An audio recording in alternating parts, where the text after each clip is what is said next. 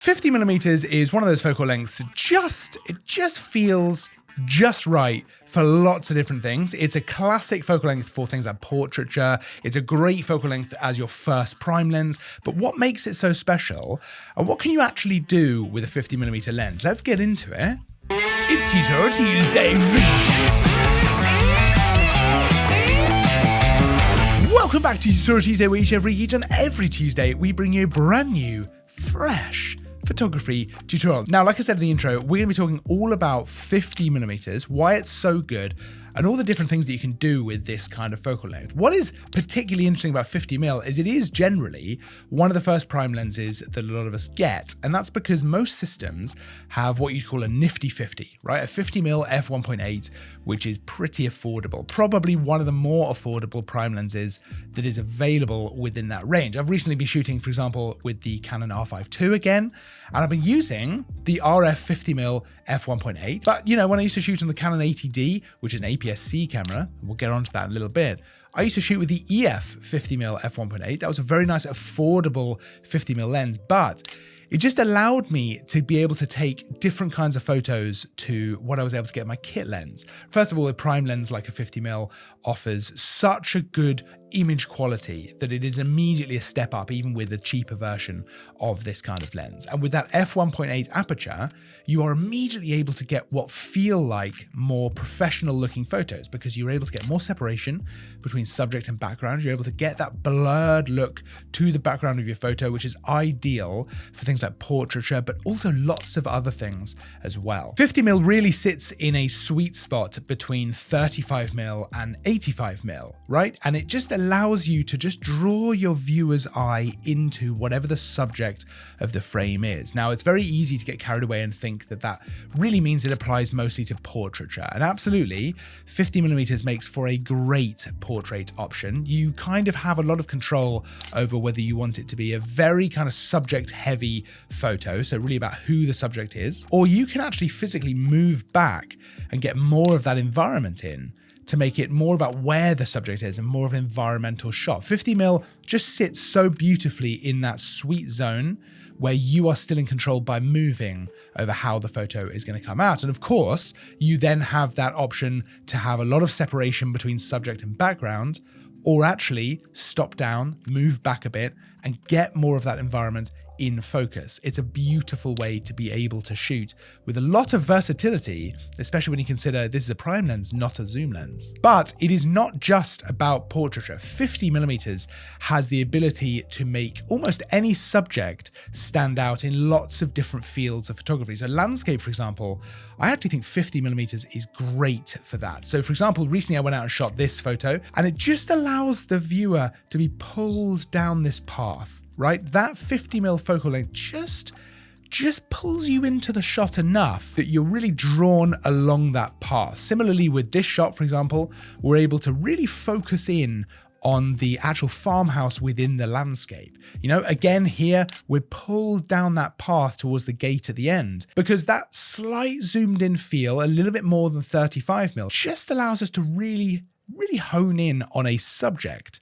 And whether that's landscape, street photography, food or product photography, or of course portraiture, that will normally allow you to have a better framed end result, a better composed shot, because once you have a defined subject in your shot, you can build the photo around that. How do you want the subject to sit in the frame? How do you want it to be kind of framed with the environment, or maybe the lack of environment? Do you want a shallow depth of field? Do you want everything in focus? And 50mm allows you to really decide on a subject, more so, at least for me, than a wider lens where maybe sometimes you're taking a shot of a much wider vista, especially when it comes to landscape. Sticking with landscape for a second, it can also help just pull the landscape together. So elements that are further back in the landscape can feel pulled a little closer to the camera, and it kind of helps to compress the scene a bit, but without doing that too much, which you can get with a longer focal length, right? If you're shooting landscape on an 85mm, 135, or even a longer zoom lens, which I still love to do, things can get pulled together maybe too much. Now that can be great in certain situations, but a 50mm is able to do it subtly enough that it can be used pretty much all of the time for this kind of thing. Now, that said, this can be great for things like food photography and product photography as well, because you can get a little bit closer to some of those details. You can really pick things out. And again, you've got the option of using a shallow depth of field if you really want to highlight one area and kind of isolate it from the rest of the photo, or stop down, move a little further back, and really just get those details on whatever it is you're shooting while still retaining the kind of, again, environment around it. Not only is it then reasonably easy to control the depth of field, you can end up with some very flattering shots for some of those more detailed product or food shots. I love it for street photography as well. 35mm is often the kind of focal length people will look for when it comes to shooting street photography. But I love a little bit more of a zoomed in look to things. And I'll tell you why. It's because it really, again, allows you to hone in on a subject. One of the more technical sides of why 50mm I think is a great focal length to look at as a prime lens is that generally speaking, you've got a lot of options within most systems for this kind of focal length, right? Normally you'll have that more affordable 50mm f1.8 lens, but there'll usually be a very nice 50mm f1.4. And then a lot of the time you'll have the option of a 50mm f1.2 lens as well, which gives you kind of maximum versatility for that shallow depth of field look. You can get some really dreamy portraits, some really, really beautiful stuff. And it means you've got a lot of different options for the kind of lens that's going to suit you best, both in terms of budget and of course image quality and that aperture as well. How fast do you want it to be? Which in and of itself also helps with things like low light. A 50mm prime lens can be a great option if you are shooting past sunset. You know it's going to get a little bit darker. Maybe you want to go out and shoot some street photography, but in the dark at night. This can be a great option for that kind of thing. You're just letting more light into the camera because you can shoot at these faster apertures. Even the cheaper option, right, at f1.8, can still be a great option for that kind of thing. Now, we've mainly focused on a 50mm lens as a full frame option, but I actually love it on an APS-C crop sensor camera as well. That's because you're going to get roughly the equivalent of about 85mm. It's around there, depending on what system you're using. For example, in the Canon ecosystem, an APS-C camera is going to give you a 1.6 times crop.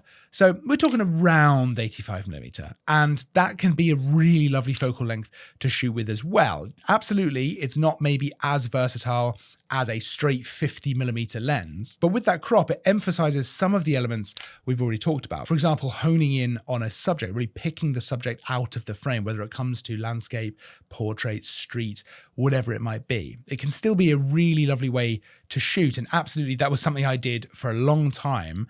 Back when I used to shoot on the Canon 80D, I would use the EF 50mm as my kind of go-to portrait lens because I was just getting that extra reach out of it.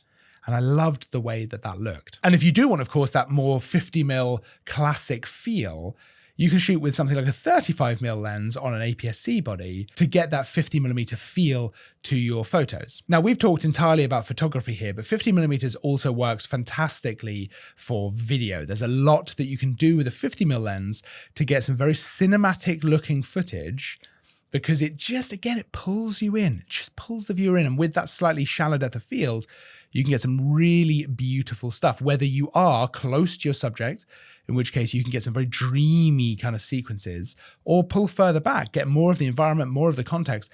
But I just find that 50mm, again, it pulls the viewer into the frame. So it can really help to immerse the viewer in what's going on. Now, of course, there's always going to be place, especially in video, for a wider lens, right? For example, I'm shooting on a 24mm right now, but there's something very special about shooting on a 50mm. Let me know in the comments, 50mm, was that your first prime lens? Are you looking at getting a 50mm lens? Is there something else you think that really makes a 50mm shine that we've not talked about here? I'd love to know all your thoughts. So let me know in the comments what you think about all of that. Of course, I'll pop a link to a few different 50mm that we've used for photos and video in this video down in the description, so you can go and check them out for yourself over at parcameras.com. Don't forget to like, subscribe as well, because there's new content all the time.